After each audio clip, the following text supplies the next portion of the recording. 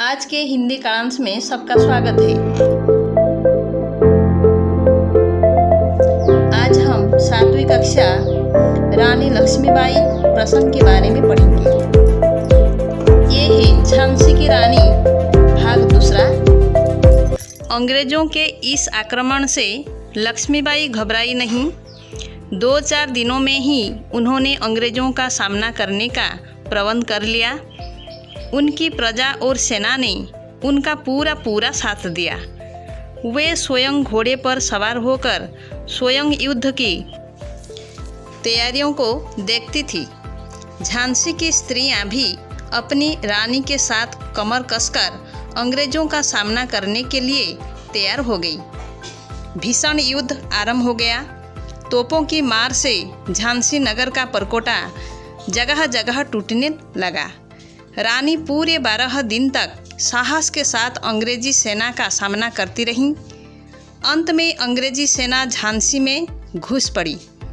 उसने मारकाट और लूटपाट मचा दी। अब रानी ने किला छोड़ने का निश्चय कर लिया। उन्होंने बालक दामोदर राव को पीठ पर बांधा और अपने कुछ साहसी सैनिकों के साथ अंग्रेजी फौज को चीरती हुई किले से बाहर निकल गई। अंग्रेज सैनिक उन्हें आश्चर्य से देखते रह गए। उनमें इतना साहस न था कि वे रानी को पकड़ सकें। झांसी से निकलकर रानी कालोपी पहुंची। कालोपी में राव साहब और तांत्या टोपे बड़ी भारी सेना के साथ डेरा डाले हुए थे। रानी का पीछा करते हुए होयरोज भी कालोपी पहुंचा।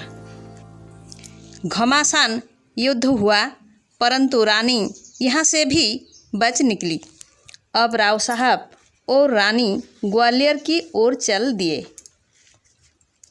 तांत्या टोपे ने पहले से ही ग्वालियर की फौज को अपनी ओर मिला लिया था, इसलिए साधारण सी लड़ाई के बाद उन्होंने ग्वालियर के साथ किले पर अधिकार कर लिया।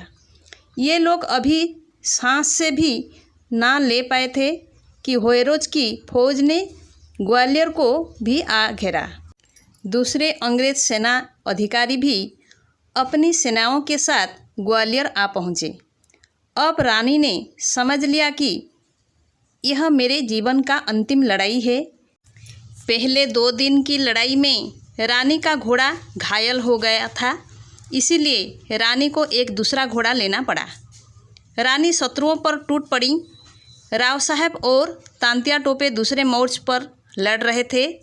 रानी चाहती थी कि सब मिलकर अंग्रेज़ों के मोर्चे को उखाड़ दें, इसीलिए वे अंग्रेजी सेना को चीरती हुई आगे बढ़ी। कुछ अंग्रेज सिपाहियों ने उन्हें घेर लिया। घमासान लड़ाई हुई। रानी के साथी एक एक कर कटने लगे। रानी का घोड़ा उन्हें एक ओर ले भागा। पीछे पीछे रानी के खून के प्यासे सैनिक थे।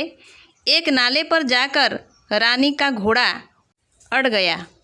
रानी ने बहुत प्रयत्न किया कि घोड़ा नाले पार कर जाए, पर वो ऐसा अड़ा, बढ़ने का नाम ही ना लिया।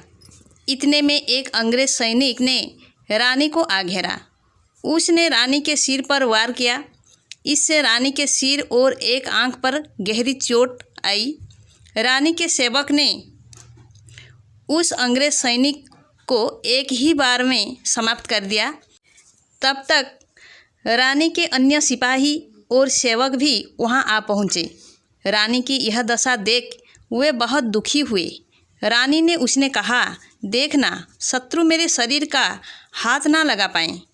रानी के सेवक उन्हें पास ही एक साधु की कुटी में ले गए। वहां पहुंचते ही उन्होंने दम तोड़ दिया।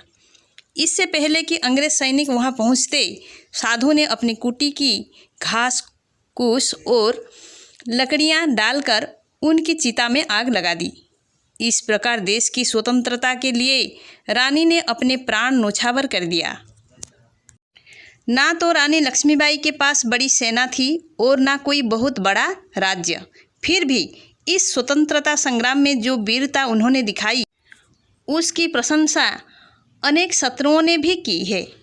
अपने बलिदान से रानी ने सिद्ध कर दिया कि समय पड़ने पर भारतीय नारी भी शत्रुओं के दांत खट्टे कर सकती है। ऐसी वीरांगनाओं से देश का मस्तक सदैव ऊंचा रहेगा।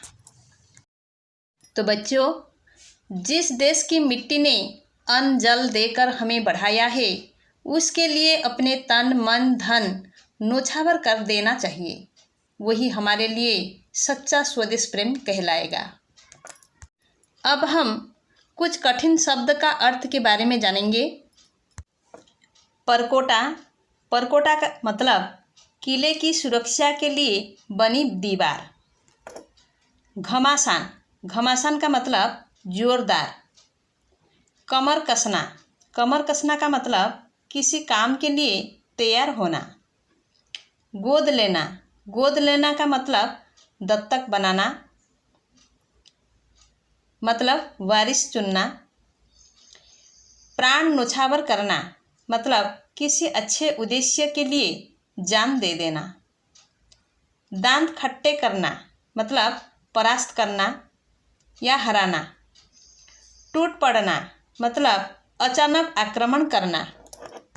अब हम कुछ शब्द का लिंग परिवर्तन के बारे में जानेंगे। सम्राट। सम्राट का लिंग परिवर्तन साम्राज्ञी होगा। सेवक। सेवक का लिंग परिवर्तन में सेविका होगा। महारानी। महारानी का लिंग परिवर्तन में महाराजा होगा। पुत्र। पुत्र का लिंग परिवर्तन में पुत्री होगा। नेता।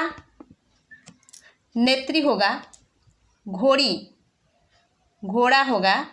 और बेटा का लिंग परिवर्तन बेटी होगा। तो बच्चों, मैं आशा करती हूँ आज के प्रसंग रानी लक्ष्मीबाई का दूसरा भाग सब समझ चुके होंगे।